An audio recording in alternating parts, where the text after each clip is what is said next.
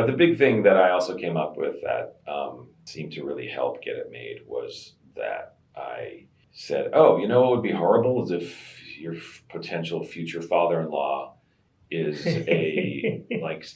either is he a former CIA guy? Maybe he's still in the CIA, but he's a human lie detector. Right, great. And anytime you start to say something that's maybe sketchy, he's going to just laser in on you. And then also to have a lot of cameras in the house. Like I just kind of said, oh, this is fairly early. This is before people didn't have a lot of cameras around their homes. Right. So it was really the only thing that I was aware of at that time was, people having cameras that they wanted in their babies' rooms and stuff. Right, and then sometimes they would hide them.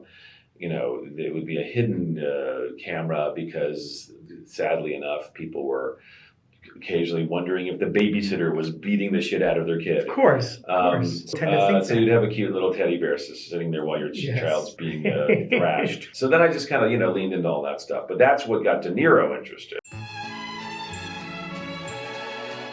When did Ben Stiller come on? Well, when we got DENIRO first. And he was new to comedy. He had only done Analyze This. Yeah. But then like a year before this. That's why I was so close to him. I was like, oh, do you still believe in him? Yeah, I mean, suddenly they were thinking about him for comedies.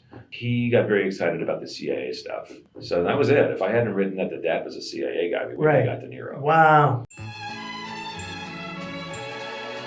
During that hesitancy at Universal, somebody slipped it to Spielberg. And Bob Cooper actually did, who used to run DreamWorks for him. And Spielberg flipped and loved it. Can you imagine if he would have directed it? I did a draft for Spielberg with Jim Carrey attached. Come on! Yeah.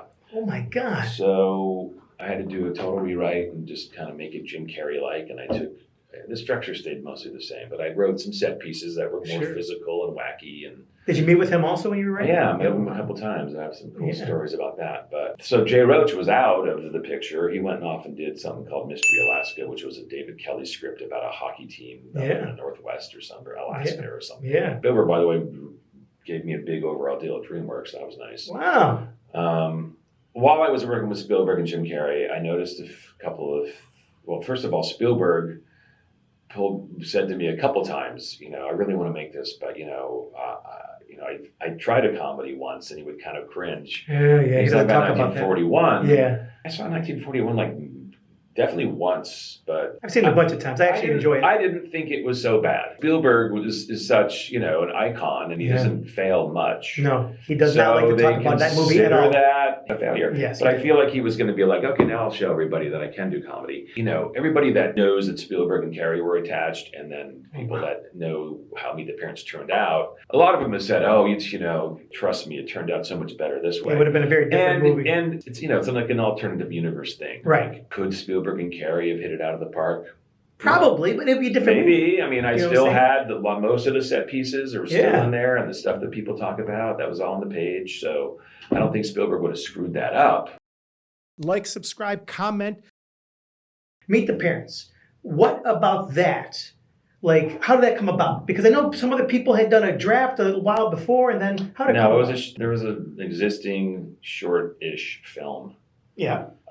Done by some people from Chicago.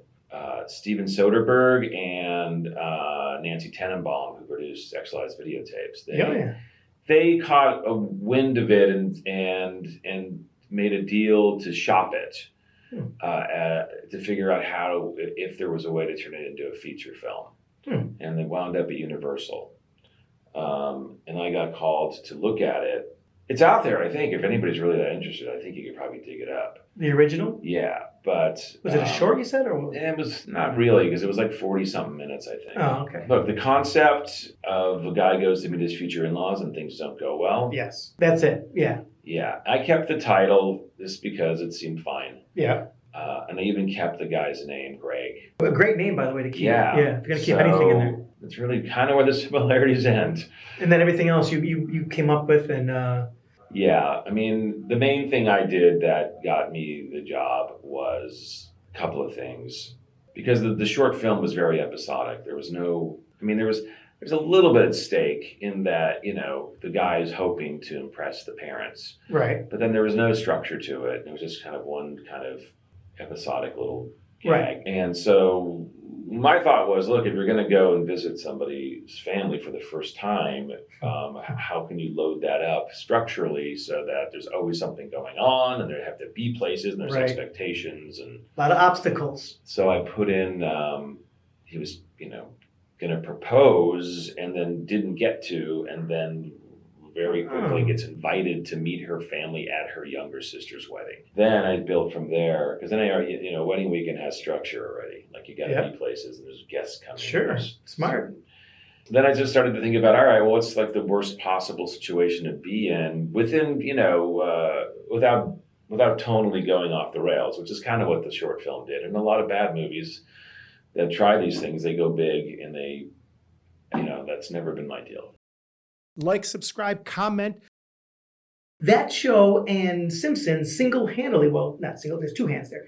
Those two saved the fledgling Fox network. Everything else was dying on that show, on that network. Those two, if it wasn't for one or both of those, there would be no Fox to this day. Married with Children created the foundation for Fox to go a couple of years, and then The Simpsons came along after. Oh, that's right. It is. So 87, I think, it started, that being Married with Children. It was like very different from ABC, CBS. I mean, it's like, wait a minute, you can't say this kind of stuff. The pilot was originally titled Not the Cosbys.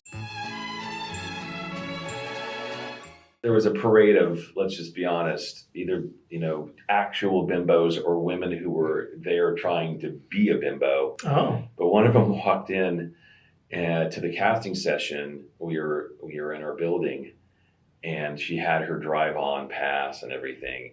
And she goes, "Oh my God, I'm so excited to be here. Which one of you is David Lean?" Because we were in the David Lean building, of course. The David Lean of Lawrence of Arabia and other famous director from the movies. 60s. So we all had a good laugh at that.